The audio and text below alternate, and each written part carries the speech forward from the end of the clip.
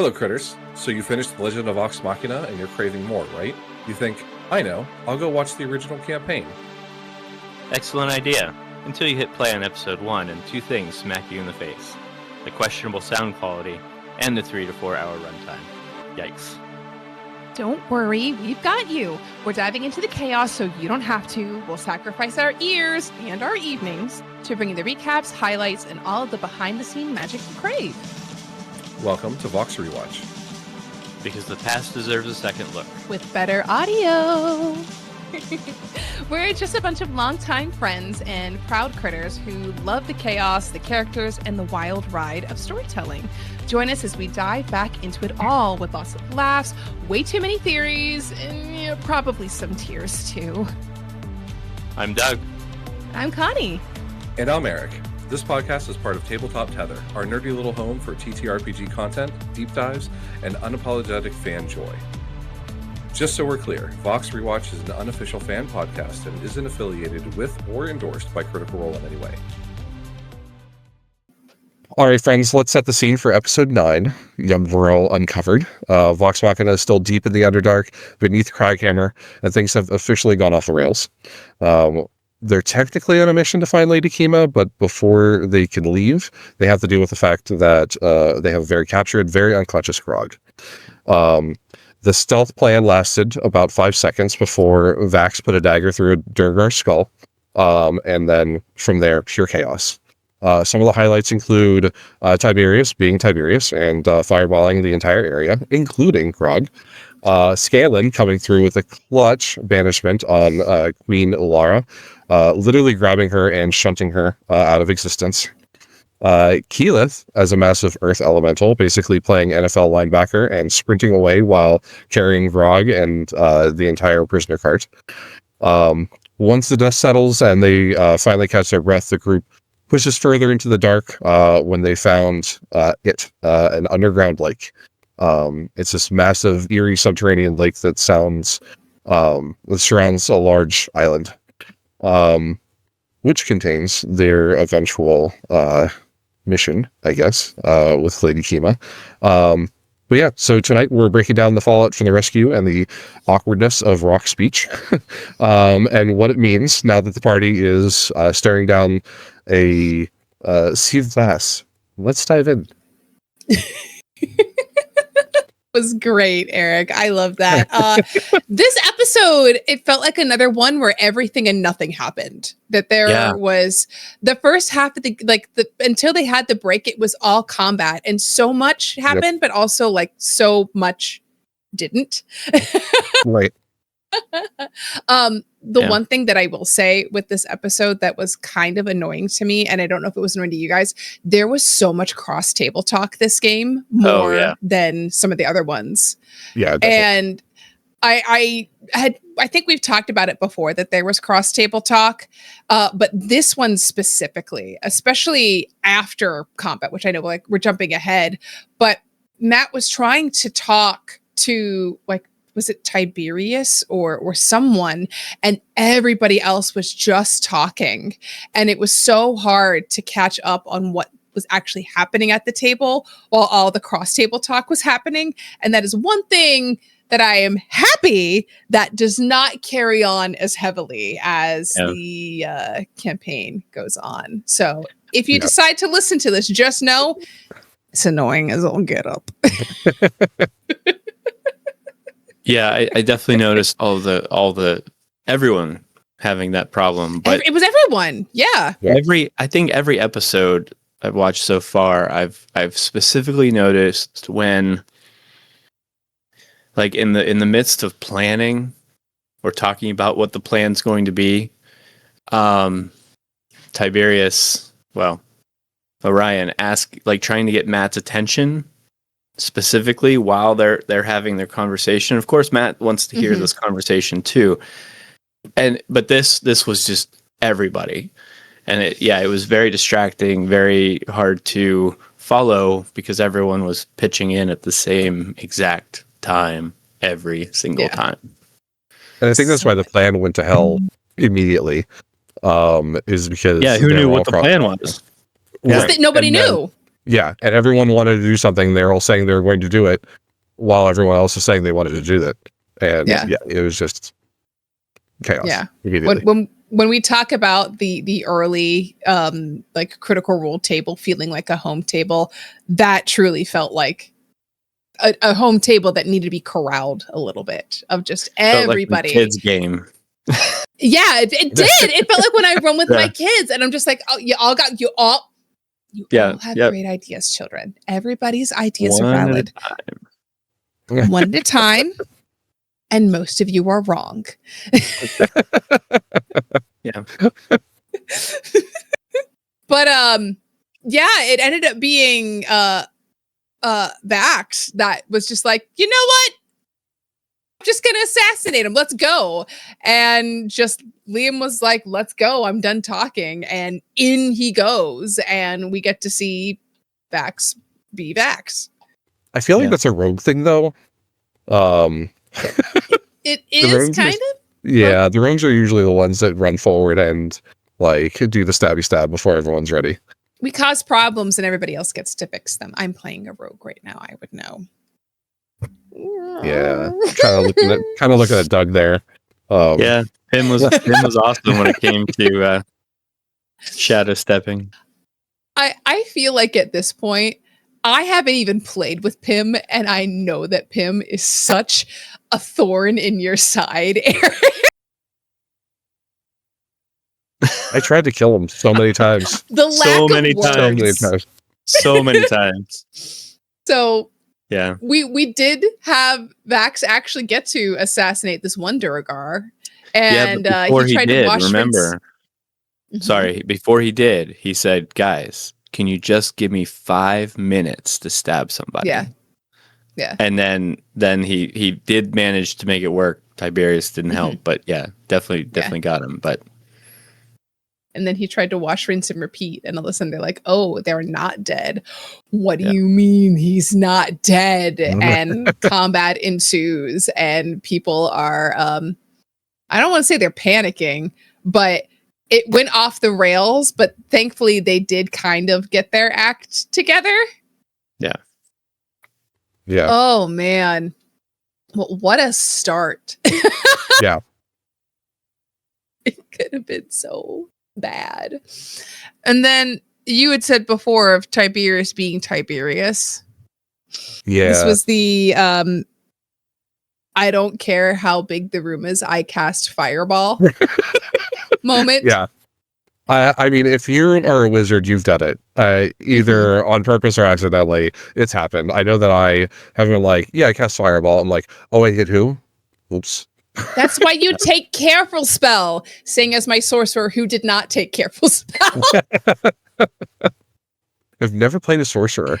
Oh, you should. Yeah, they're so fun. Yeah, you can have your meta magic and use sorcery points to cast careful spell, and it doesn't, and you can designate who it doesn't hit. So then it doesn't matter how big the room is because all of your allies are protected. Okay. Interesting. It's fun. I don't have that. You could do this. I could do that. I did not. I'm choosing not to. But if you want to be a cautious sorcerer, you can.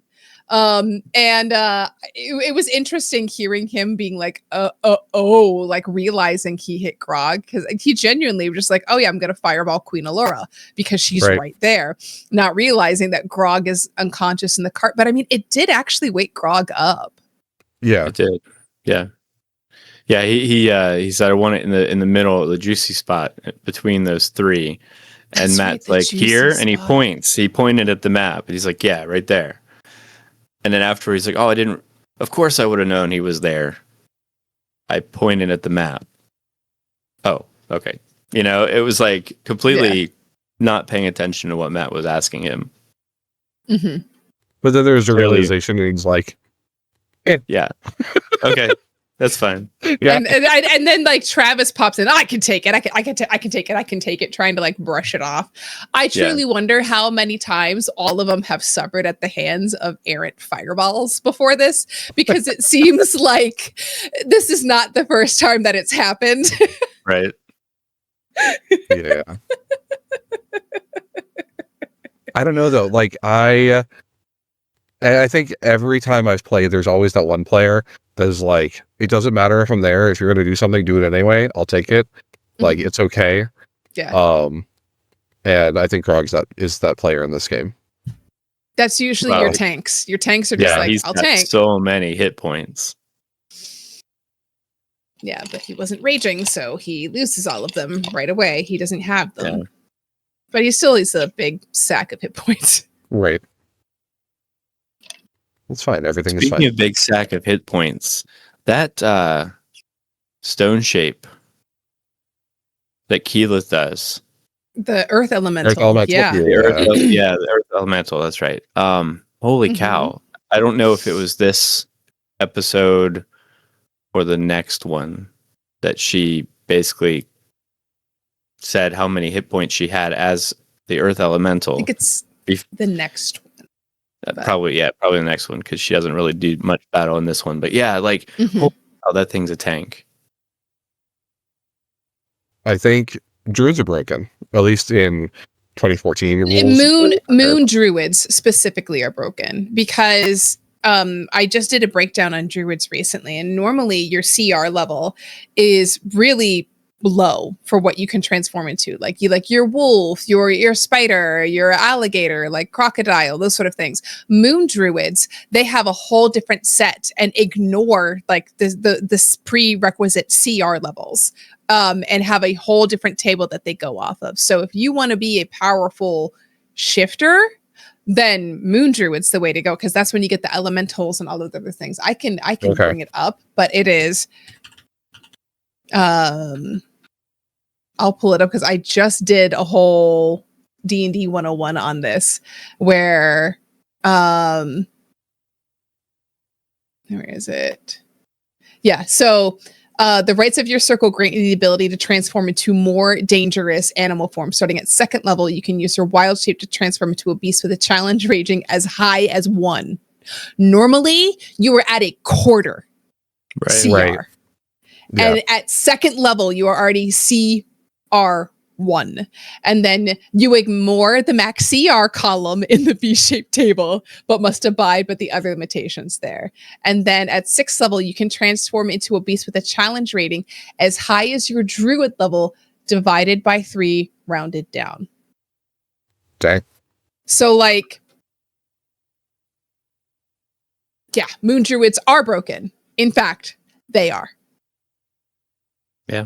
The more you know. I think I'll have to double check, but I think with the 2024 rules, I don't think they keep I don't think the HP resets. I think they share the HP of their, like, they just have HP. They can change shape and do different things, but it's more flavor than anything.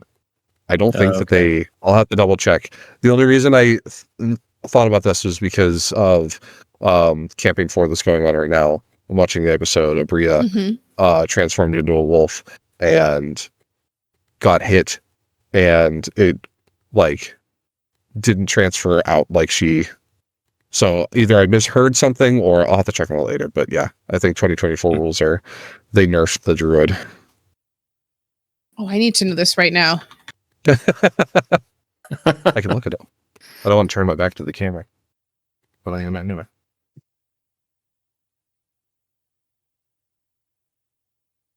Nerds. We're all a bunch of nerds. You stay in that form for a number of hours equal to half your druid level, or until you use a wild shape again, have the incapacitated condition, or you die. And then it's a bonus action to drop it. So it's not a free action to drop it anymore. Challenge rating of a quarter. Yeah, so that's where it starts. And you don't have a fly speed. Rules while shaped in one form, you retain your personality, memories, and ability to speak. Temporary hit points. When you assume a wild shape form, you gain a number of temporary hit points equal to your druid level? Yeah, so it's not anything. Yeah. Yeah, that's not. Yeah. I will never play a 2024 druid. What? What happened to the free sack of hit points? What happened to being helpful. Oh no, I've got 5 temporary hit points. Cast Shield of Faith on me instead and make it useful. Eric, you've ruined my day. I mean, you didn't ruin my day. My day is almost over. But like, good God. That is. There's got to be some other perks. I need to read up on more. I need to do the anti-Connie What is this? D&D 101. So your game statistics are replaced by the statistics in the beast stat block, but you retain your creature type, hit points, hit point dice, intelligence, wisdom, charisma class. You also retain your skill and saving throws. Oh, no. So you have those hit points and you get temporary hit points, it looks like. Okay. Because it says you retain the character's hit points. Hit point dice, intelligence, wisdom, and charisma scores.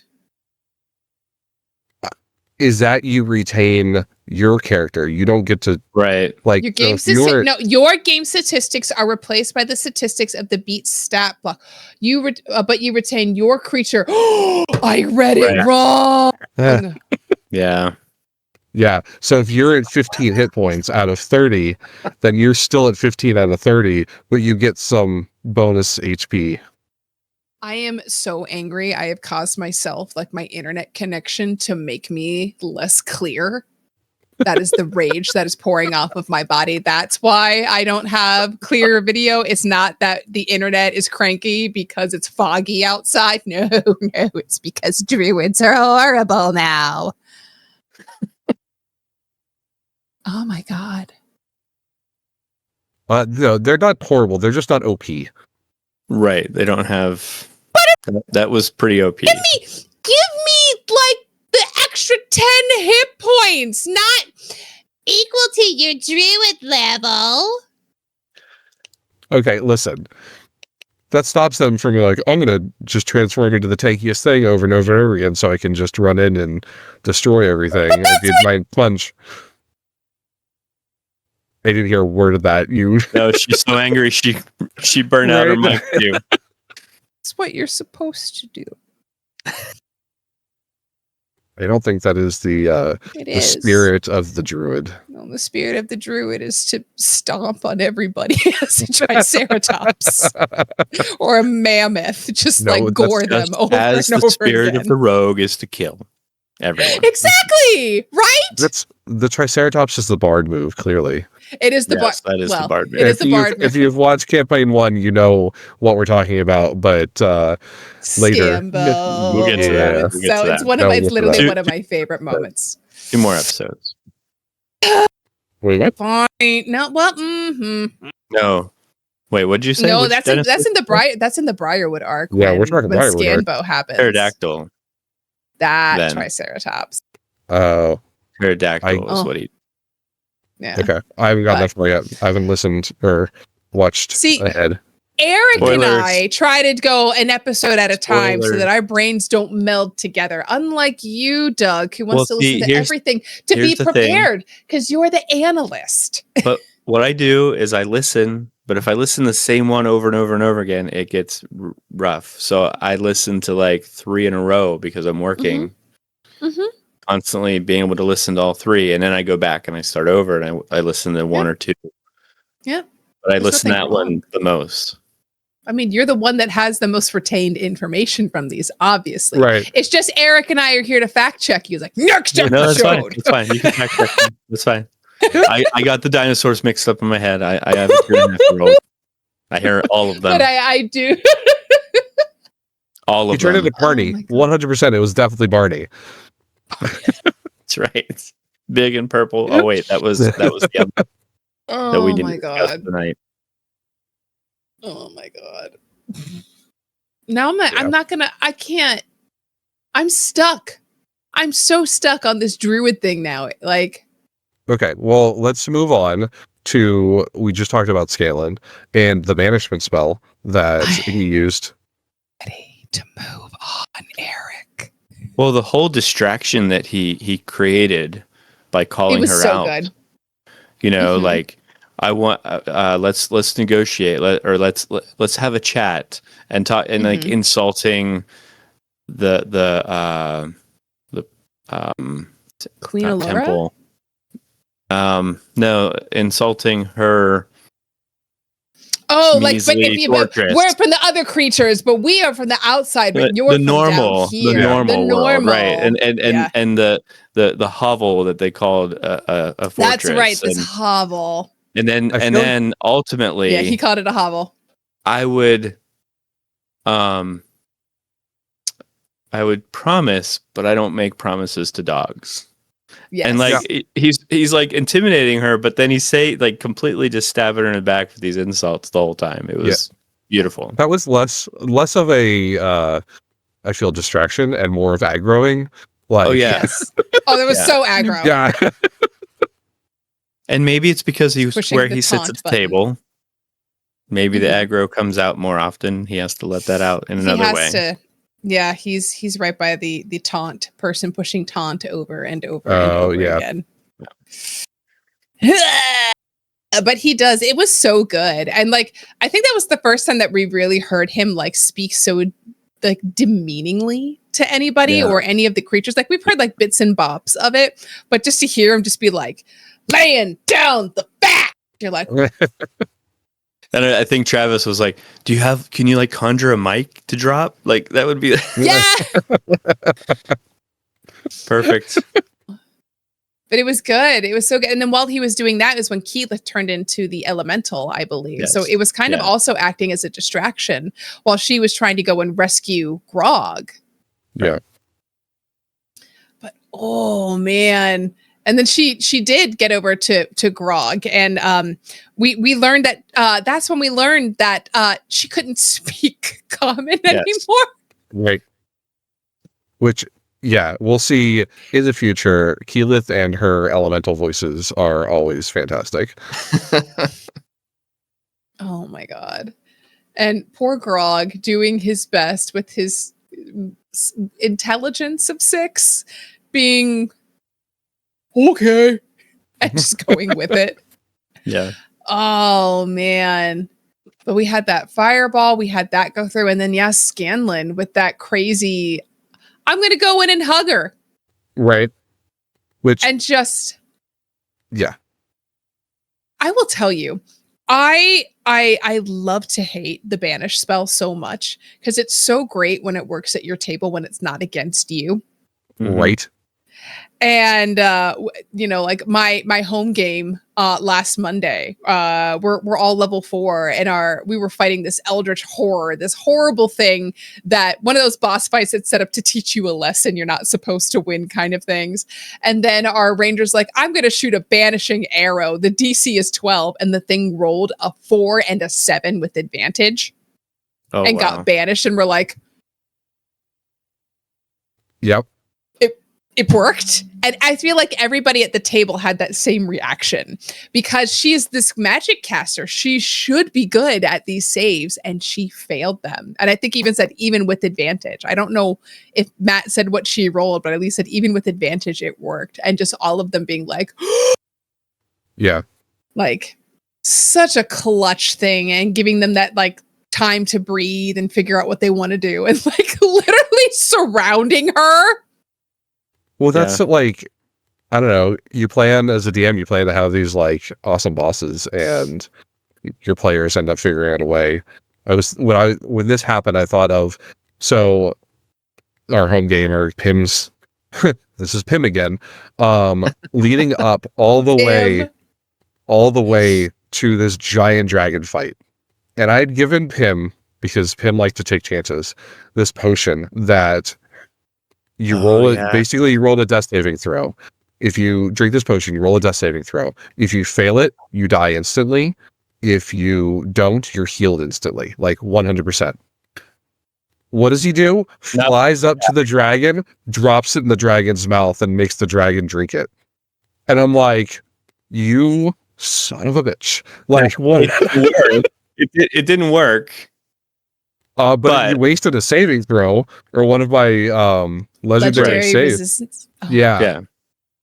And it was like, as soon as you start doing that, like, I don't know if you noticed, but it was pure panic on my end, because I'm like, how do we get out of this? He can't kill the dragon in one shot. Like, what the heck? Well, I didn't expect it to actually work. So even if it didn't have the legendary resistances and things like that, I it's a 50-50 shot. And when's it going to actually work in your favor on that tight of a? Yeah, it was tense. That's I remember so that. fun. All Freaking dragon fight. I've never, as a player or as a person running a dragon fight, had them not be tense.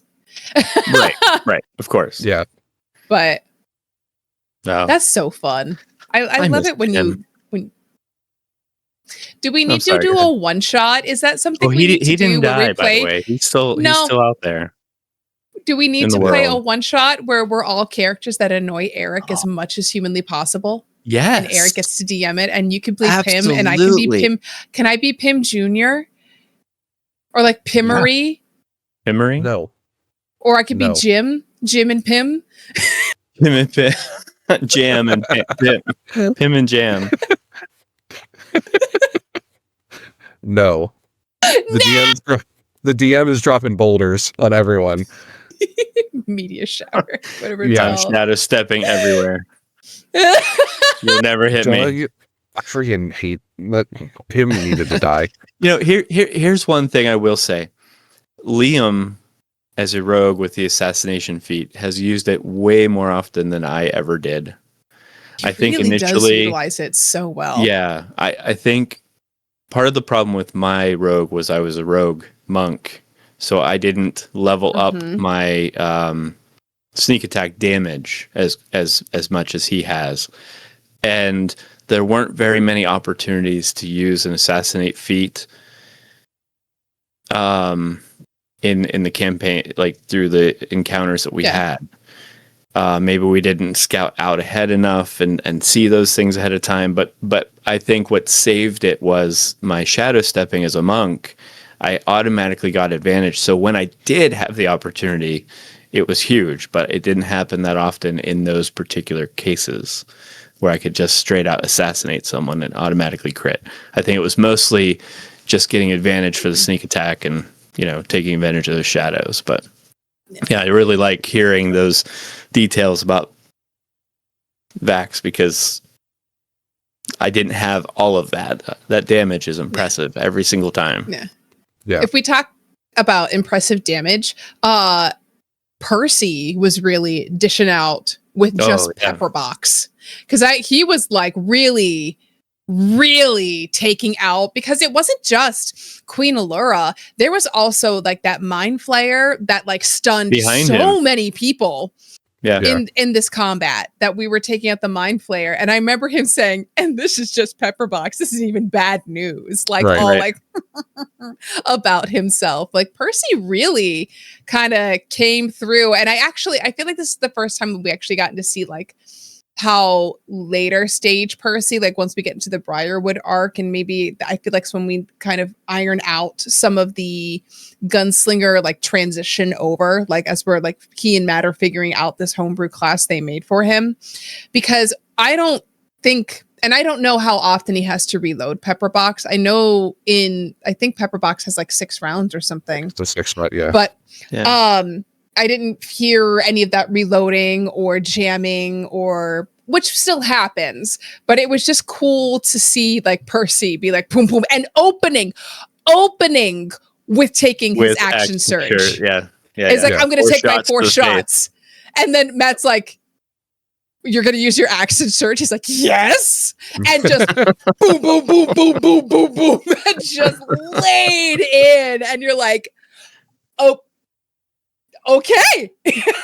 Like he really got in there. So again, like it was just cool to see, like we're seeing like them use the assassinate, I feel like we're starting to see people show their play style and come out more. Now Percy can actually be a pretty aggressive player when he wants to be. No mercy, Percy. No, no mercy, Percy. When the Illithid tries to vamp out, and Tiberius stops him, and he goes to run. And Percy's up next, and instead of going for that shot, he goes to save Scanlan from the guy that was next to him instead. Yep. Which I thought was interesting. Like, he's got the gun, he's got the longest range. He could have easily shot that guy and been done with him. But thinking about the team first, going after the threat. It was Talison's equally such a good player. Yeah. Yeah. Especially early on, you can see Talison's experience, I think, play out a little bit more while people are learning. Yeah. But yeah. Oh, so good. Yeah, but that was wild. So many people failed that save from the Illithid. Yeah. I mean, it was like Keyleth, Lady Kima, Vax, like both, was it like the twins? It was like almost half, if not more, of the people failed their saves. It was wild, just taking all of that crazy psychic damage from, the psionic burst. The only way I know that is from Baldur's Gate 3, when I had that, I did take that tadpole in the brain and had that little ability. That was fun. Did not go full Illithid though. Did not go full Illithid. No tadpoles for me. You didn't take any tadpoles in your brain at all? Not a single one. What? The whole playthrough, I was like, forget that. Nope. No! I had a couple. I didn't take so many that I changed, but like I convinced everybody in my party to take tadpoles. Like, it was great. No. I think the only one that didn't take one was Karlach. I could not convince Karlach to take a tadpole to the noggin, or Will. I mean, I problems. I probably could have. My first playthrough was with Bard, so I talked my way into every and out of every situation. I'm currently playing a Dirge Bard, and it is great.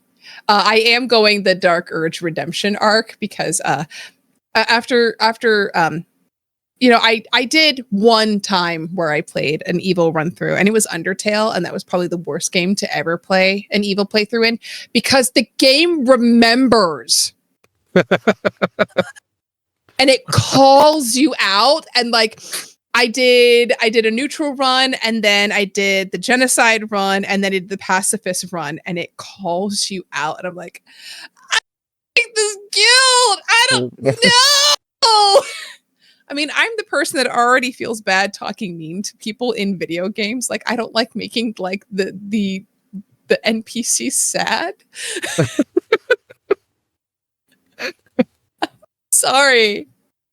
I can't. I can make my players sad as a DM. That's different. But for whatever reason, give me a video game, man, and I'm like, no.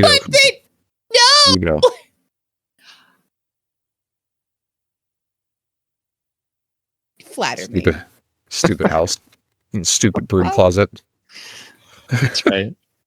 I mean, you did survive it without getting TPK'd, though. That animated broom in Death House is a known TPK machine. You made me stab Doug in the chest. And? Brought me back to life. Exactly! Oh my gosh. It all worked out.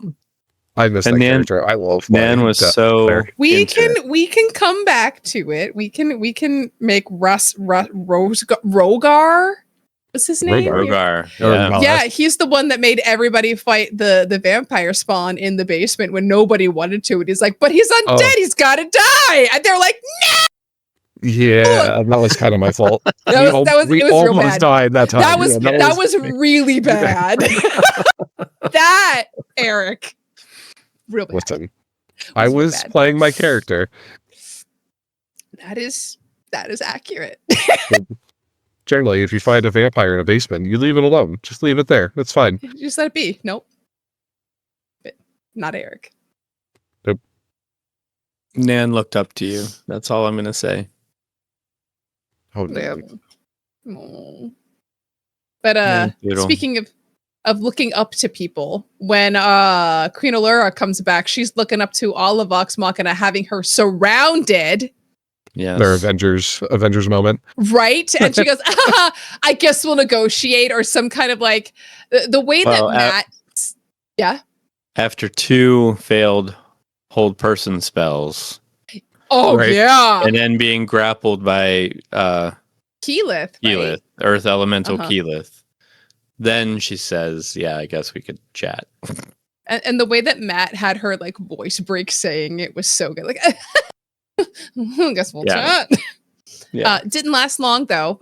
She was just big mad that they had killed her husband. I mean, valid. Yeah. But couldn't trust her, so she had to go. Yeah. And then we had a break. Then we had the break. And came back. And this is when they had more like traveling and moving through and trying to catch up Grog to everything. We healed Vax's foot, which had been neglected. Found the old adventuring party in the cave. Right. I love as a DM throwing in little flavor bits like that of like your party seeing another adventuring party and either them having failed before or like being a mirror of your party. Or like something like this of like showing that other people have been here before and they didn't do well. Yeah. Or seeing the adventuring party that you are impersonating. I was wondering if you're going to bring that up. Oh, yes. I will bring that up. So what are they called? The Iron Band. That's right. The Iron Band, yeah. Yeah. So the whole story arc, I'm like co-DMing this time. Like this isn't my story. This is our friend Chris's story. But he's taking a break. Things are kind of crazy at work. So I took over and sent them it's kind of back in time into our old campaign. So they're in the land and basically went there, and an old character of mine mistook them for a mercenary group called the Iron Band. And they went with it, stole their identity, stole their mission, and went on. Which, I mean, I kind of railroaded them into, but yeah, but they're getting paid to be these mercenaries. Well, I decided that I was going to bring that mercenary group into the city they're in, and they're a little pissed that someone stole their work, and someone's impersonating them. So I will speak as someone who's been on the other side of that, where we had a party steal our papers and pretend to be us.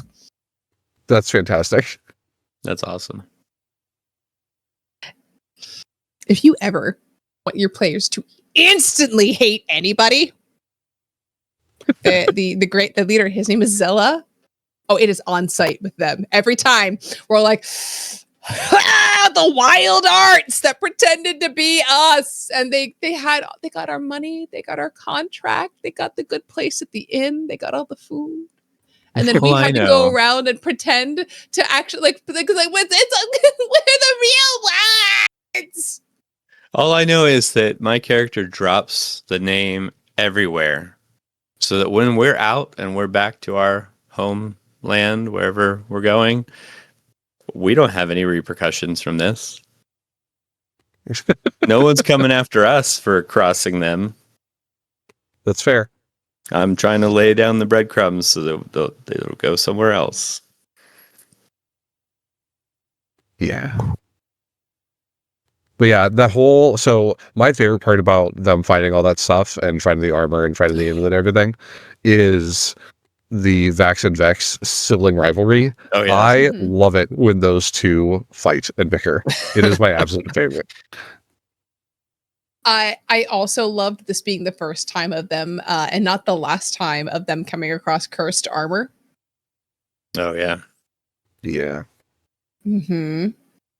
And it was a twin that found it again. It was Vax. Yes. Yep. I don't know if it was planted, but it's just fun being like, wait a minute. Mm-hmm. Yep.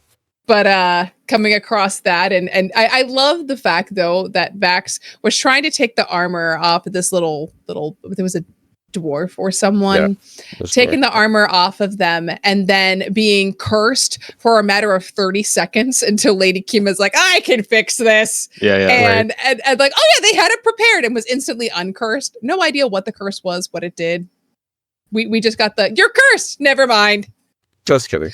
Which I think is one of those things of like, curses work so much better in lower level play when you don't have remove curse and bestow curse and all of those abilities. Because remove curse is a 3rd level spell. You don't get that until 5th level. Yeah. So like when you age 40 years or your character Yep. ages 40 years. And man, I have so many examples tonight of things Eric has done to me. are we gonna have, do I need to have like a counter of like things Maybe. Eric has done and then count like Versus things that Pim has Pim- done, like Pim the has Pim done, counter yes. and then the Yeah, Eric I think that's counter? fair. This is just all right. revenge. What are you talking about? This is all the times you shadow stepped. That I'm This like, is from all the now we times need- you've swallowed my character with a creature. stop getting near their mouths. Pim was a halfling. He was tiny. He was always getting swallowed by large creatures. I don't know why. This always what? They're still You're- at least 3 feet tall. Yeah, but Well- these creatures were way bigger. Getting swallowed.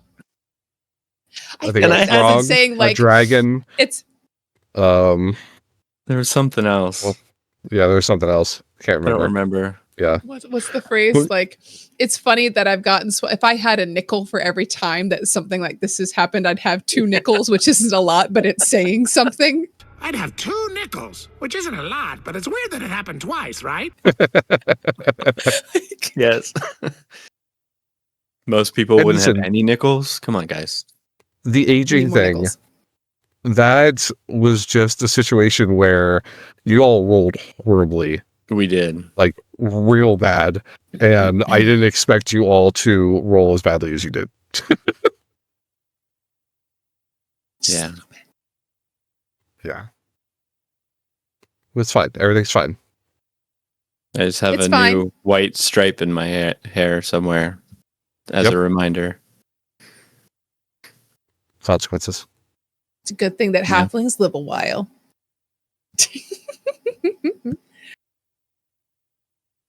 So we get the armor off of this adventuring party. We carry on through, and we realize that they're like going down, right? Didn't Matt talk about how things? No, look.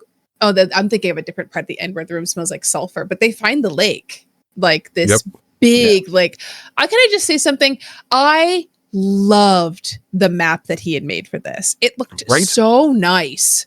Like Yeah. this hand-drawn map, like really, like I can't confession, I cannot draw a map to save my life. I'm really bad at it. I'm not good at mapping at all. And this map just looks like he held it up. I was like, it's a nice map. And I love True. that he was like, Clarota projects it into your head just so he had an excuse to Right. show the map. Yeah. I spent all this time. Here you go. Mm-hmm. Here you go. Honey, Here's if you the map. struggle with maps, might I suggest, and not sponsored, unless you really want to. But Incarnate is amazing. I've gotten better at it. I played around with it, and I can make the maps that look like the old school ones with like Okay. the etching and cross hatching. I would love to get, I think it's called like Dungeon Alchemist, which is something you can get on Steam, and it's like $50. You can build and it auto populates the rooms for you, and you can choose Okay. like the settings. Then you can make the 3D maps that your players can walk through and have like the cool, like someone that I work with at Divergent Realms, when I do sponsored games for them, will make me maps in that. So I just say, hey, I need a room that has this, this, and this. And they just like 20 minutes later throw me these ridiculous maps. I'm like, That's cool. that's so cool. That's cool. Again, not sponsored, but maybe that'd be nice. That'd be nice. That'd be nice to have a sponsor. Can we have a sponsor? Right now, we are our own sponsors. We are. We are our sponsors. The other thing I do with map making, map making, I can talk because English. I, for the game with my wife and kids, I took a map of Russia and I flipped it upside down and then flipped it again, I think, and just copied that. And that was my content. I was like, I can't make anything more natural than something that's actually real. So, Oh, I did the rice and worked. bean ones to make my that's to cool. make my map for like my continent and stuff, and that worked out really well. But otherwise, I just support people on Patreon. Make me my maps. That too. That works. But we get the space, and we get like the water, and like the layout of the room. And I love how they're all instantly so afraid of this bridge that he talks about. Right? Like, he's talking about a bridge that goes over the water. Like, nope, broken boat. That's what we're doing. Yeah. Like, guys, Take the long way around. Bridge. Right. But again, we haven't played with Matt long enough to know, like, I don't know. You do, as a DM, I did like one thing in a game, and then everybody from that point on was terrorized of that specific thing. Like, they had such PTSD from, what was it that they were so terrified of? It wasn't even like a mimic or something. It was something dumb that I did. And they were like, nope, never again, not trusting anything like that. Bridges, dead to me. You know, it could have been something as simple as that. But it also did feel like a setup of like them being very exposed, walking on this long bridge. So I probably too would go the broken boat route. Plus, they had to travel quite a distance from that bridge to far. Where they were going to end up. I think they figured out that going onto the beach was better. Yeah. And then you just have Keyleth as the shark pulling them, because she had Grog on her back, right? And then Shark Keyleth was just pushing them through. And what, Tiberius was flying, right? He was like floating on the or magic. something? I think he was on the magic carpet. Magic carpet. Yeah, yeah. And they were making their way. Right? Yeah. Making their way. Yep, making their way. And then that's when we get the description of the where we ended the game, of like the room smelling real bad and weird. Did they make it all the way to the beach, and then they started exploring, right? And found this little like alcove with all of like the bones and decayed things. And zombie. Yep. But he's the way that Matt, I love how he described it at the very end of like, you've dealt with zombies and skeletons before, but there's intelligence behind these eyes. And they were like, ah! And that's where we're going to end. Just like, no. Yep. And that's where we end. No! It was good. It was good. So it's fun knowing that we're going to pick up next week with the start of another combat. We get to go from there. But I love zombies and undead. They're like, Pike! And then I just love Taliesin being like, we could totally toss a shark at them, right? Like, we can totally just throw a shark. It's fine. Getting over ways to like get Keyleth to be able to attack in her shark form still. Yeah. Can we go back? Overall, notes over here. Yeah. Oh no, I was just saying we got some notes over here. Let's go. Yeah. Let's go back. Back to the Queen. Back to the Queen Alara. Back to reality. Oh, the ghost way back. Yes. There was an item that becomes controversial that we highlight because it is something that comes up multiple times. This is she was wearing the circlet. Mm-hmm. And of course, because Tiberius is the one that can detect. I mean, he wasn't using detect magic, but he was doing arcana checks and constantly rolling really well, as he does.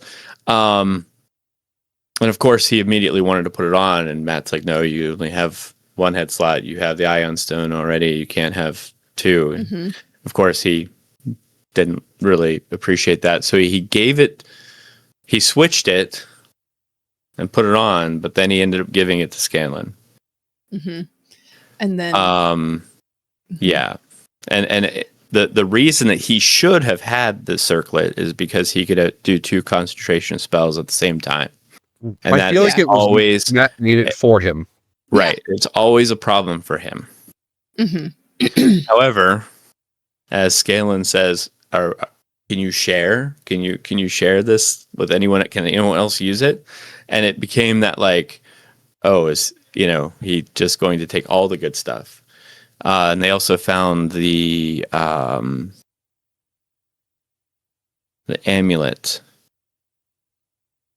with was it with the dwarf's body? It might have been with that adventuring party. Was it with them? Yeah. Are you talking about the amulet that has the inscription on it? It was an amulet of defense. It gave like plus something to your AC.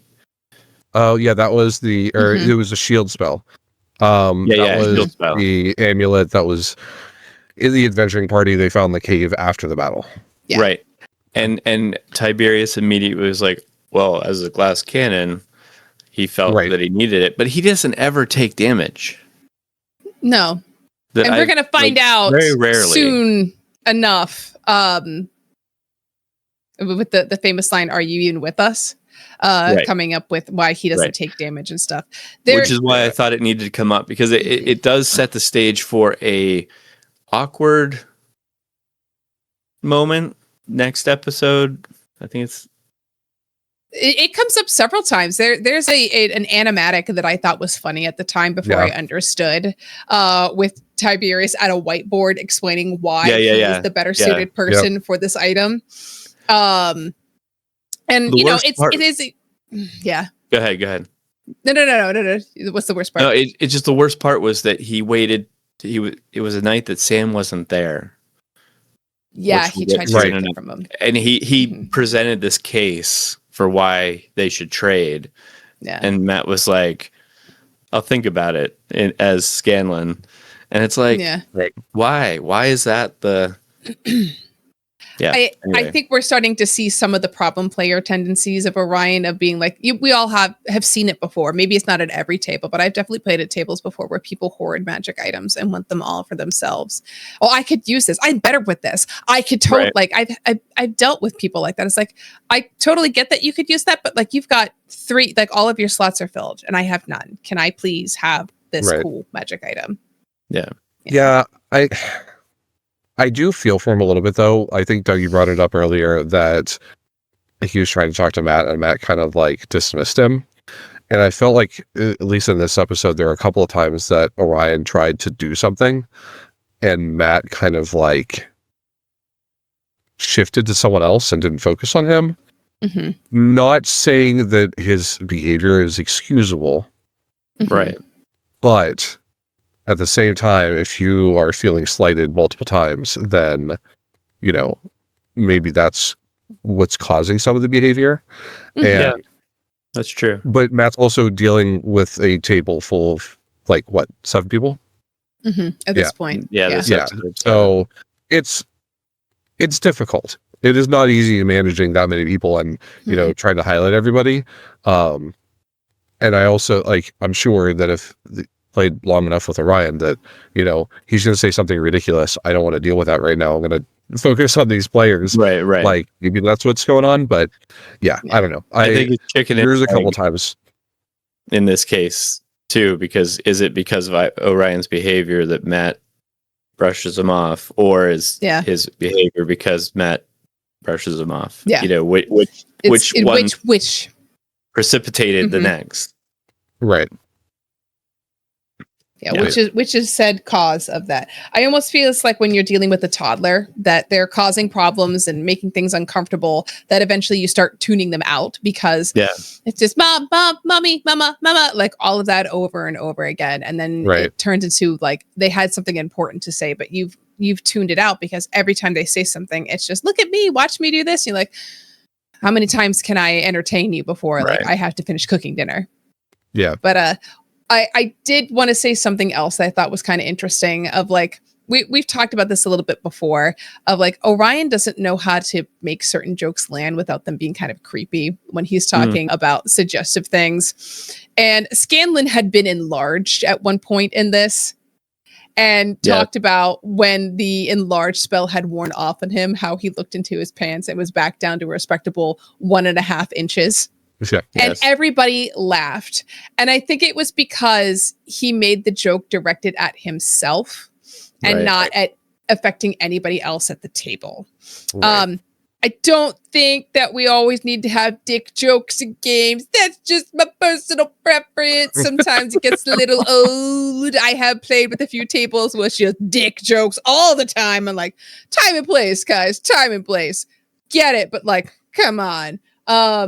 But I think Sam was able to make it land a little better than we'll have something land a little bit later that does not at all with him. Yeah. Just something I noticed. I was like, huh, like the table can find humor in those things, which we learned with campaign 2 with Jester. Can it ever land? But like 100%, I think that Orion tries to mimic some of the things that are happening at the table, but he doesn't get why it landed well and why his doesn't. Because you can tell, like, he's just mirroring some of the other players, especially Sam. Oh yeah. And it just it's almost the exact same joke, but it's told just slightly differently that makes it not good. Yeah. So well, and even Grog, jumping in the cold water, say, "Oh, 1.5 inches, yeah, me too." It was like, it was a funny moment, and Matt apologized for all the dick jokes. We don't normally have this many dick jokes, but that was that like, it was short and sweet, done. No pun intended. Sorry. It was over, and they moved on, and everybody please don't take Eddie. No offense, Grog. All right, so I'm flagging this episode is not appropriate for children. Got it. Yeah. But yeah, it was quick. It was painless. It was done. Everybody got a chuckle, and it moved on. It was appropriate timing for that kind of a inside joke at that point. But yeah, not always the case. Oh, character relationships. Where's this thing where it said Liam has said that there was an insight check that led to Vax falling for Keyleth? Oh yes. Yeah. So, oh my gosh, I completely forgot about that. So, you're welcome. Thank you. There's some short form content for us. Oh no. Anyway, so yes, so they're arguing. So they're,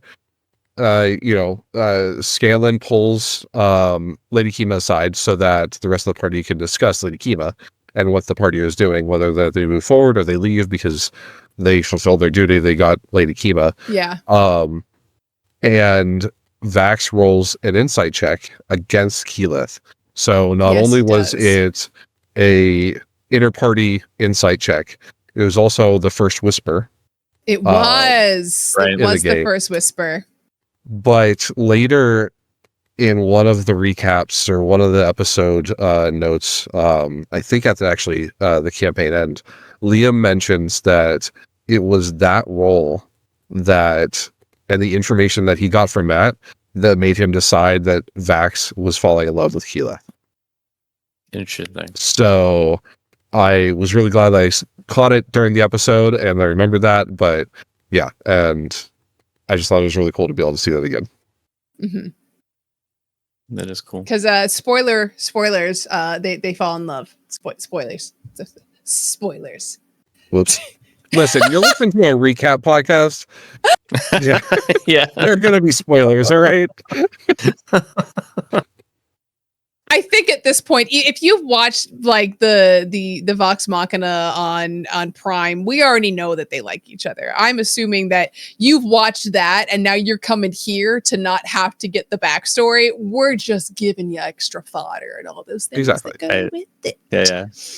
But yeah, Keyleth was just big worried. She was big worried, and Keyleth is not I think she's still learning how to be a leader, and like the whole bit with her Aramente of like learning how to handle that stress and what's right for the party. And I think this is this whole of how she handles Lady Kima is a big character arc for her of learning as a leader, because like she allies with Clarota because she doesn't like what Lady Kima is about, based upon I think an insight check that she had on Lady Kima at one point. Yeah. And I think Sorry.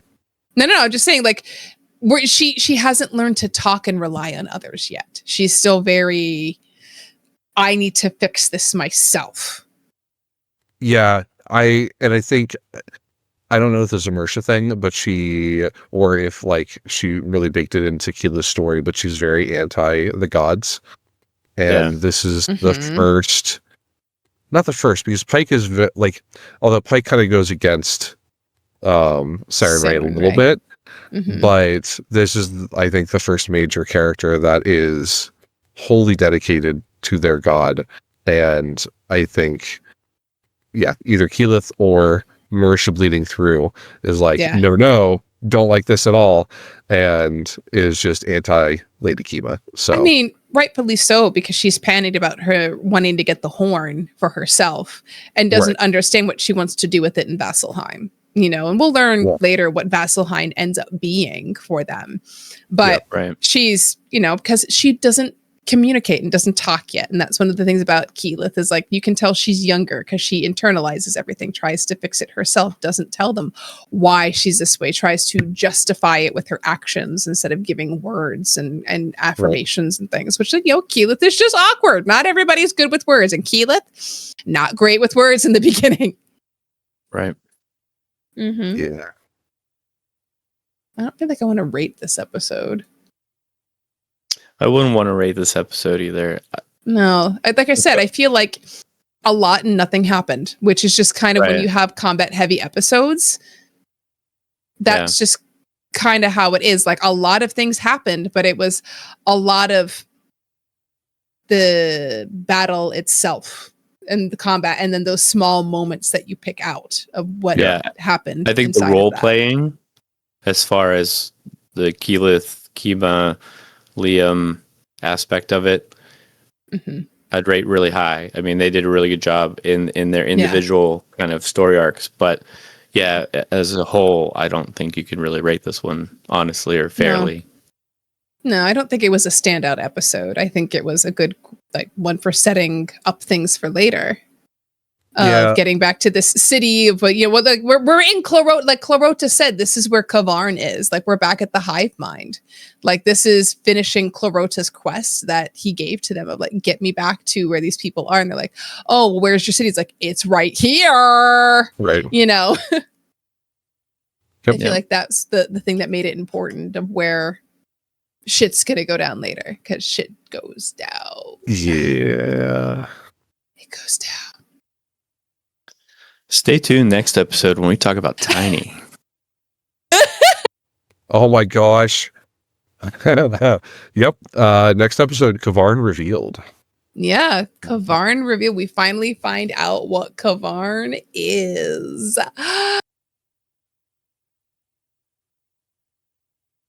Hey, Eric. What? Where can they find us?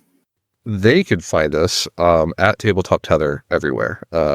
X, Twitter, Facebook, YouTube, Spotify, Blue Sky, Instagram, and tabletoptether.com.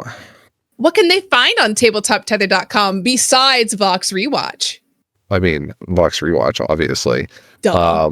But working on some. So we've got some some game reviews, tabletop games, some articles about Critical Role and why you should watch the first campaign again, and some other things. But we also working on some homebrew stuff.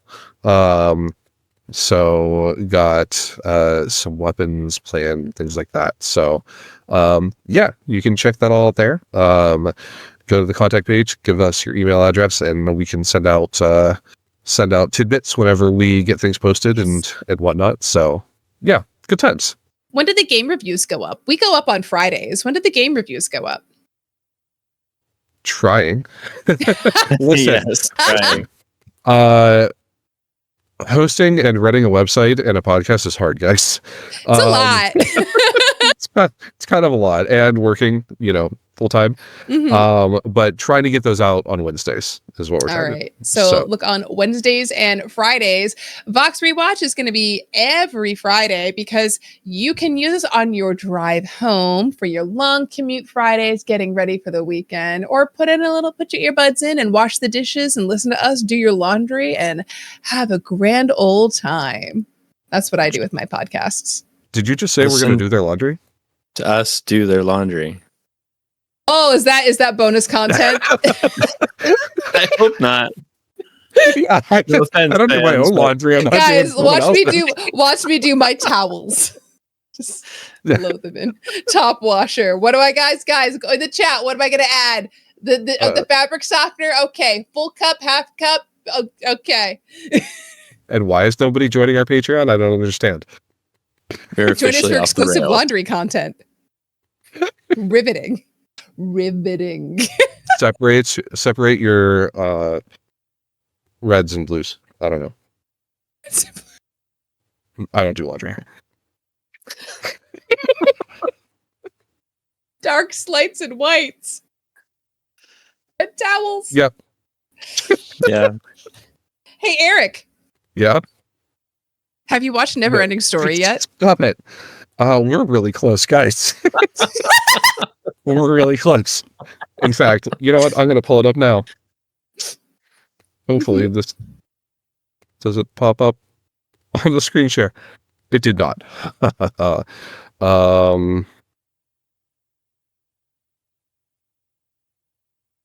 As of this moment, we're at 41 followers across 41. the platforms. That is not including. I don't think we have a huge X following.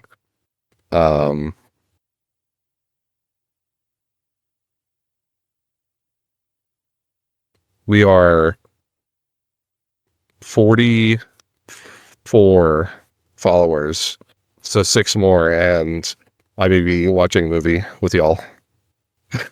And Nice. we will record that. We will make it bonus content that only our followers get to see. We'll figure out a way. We can do a little watch party. We can have fun with that. But don't worry, Eric, because So after this, excited. you know what we're going to do after that?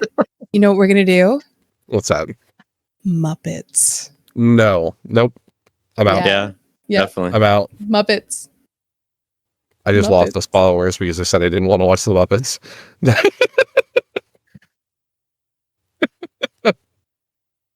Not Yeah. a Muppet. We're past a Muppet Christmas Carol, but the Muppet movie. Am I Oh, yeah. a man or am I a Muppet? I'm a Muppet of a man. I'm a manly Muppet. It's great. Where's the Rainbow Connection? What movie is that? What connection? The Rainbow Connection? The song that Kermit sings? Oh no, that's just from Rainbow Connection is just from the Muppet Show, I think. Muppet Show, maybe. Yeah, the Yeah. Muppet Show. Yeah. No. I mean, they may Oh. have put it into one of the older movies, but About I don't remember. that. If we watch that, I'm gonna cry. It makes me cry every single time. Listen, me first and the Gimmies do a fantastic cover of the Rainbow Connection. Just saying. Makes me sob every time. Every time. That's our bonus content. You crying? Watching Rainbow Connection, Muppets, and crying. There we go. I don't know. We'll figure it out. So if you're here for that riveting content, or just enjoy seeing people cry, come check us out. Guys, hey, don't worry. I'm going to do mascara reviews. We'll see which ones last through Rainbow Connection. I'll wear one on each side. We'll go tubing, non-tubing. It'll be great. This is how we catch everybody. We're Just everybody. yeah. Movies, laundry, we should makeup tutorials. We've got all the content. Doug, how good are you at working on cars? I think we could do some automotive content. I get by. I can do a few. I know cars too. Oh, there you go. There we go. Yeah. There you go. I just rewired a exhaust fan for a bathroom. Nobody wants to see that because listen, the amount of swear words that I have spoken this week is impressive. I get to do some electrical work this week, so maybe I'll throw it there out we there. go. Okay. I'll make Okay, sure okay. So we're someone's close holding to- the we're close camera, to so when building a I house. forget to hit the breaker, you'll all see it. Shh, guys, shocking content. Get out. I'm done with you. You call it HR again. I didn't make any threats this week, Eric. You did not. I'm very proud of you. I made some promises, but no threats. And on that note, All right, friends. Yeah, we're out. We will catch you next week for Kavard Revealed. Episode 10, right? Yep. Whoop, whoop. See you then, friend. Bye. Bye.